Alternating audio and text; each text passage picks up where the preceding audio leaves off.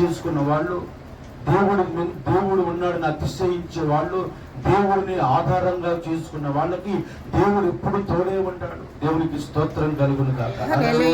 ఆయన నీ కుటుంబానికి తోడే ఉంటాడు, నీ బిడ్డలకు తోడే ఉంటాడు, నీ పని పాటలని రాకపోకలను తోడే ఉంటాడు.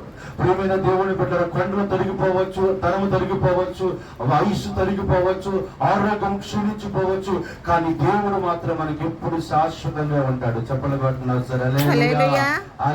ఆయన నిన్న నేడు నిరంతరము ఏకరీతిగా ఉన్న దేవుడు.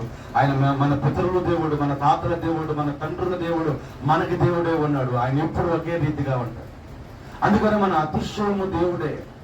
ఒకవేళ మనం ఏదైతే మనం ఒకటి నమ్మకంగా ఒక విశ్వాసం కనిపెట్టుకొని ఇదిగో ఇది నాకు కావాలి, ఇది నాకు ఇవ్వాలి, ఇది నాకు రావాలని నువ్వు ఆ ధీమాతో, ఆ ధైర్యంతో నువ్వు అంటే అది దేవుడు నీకు తీసుకొచ్చిస్తాడు.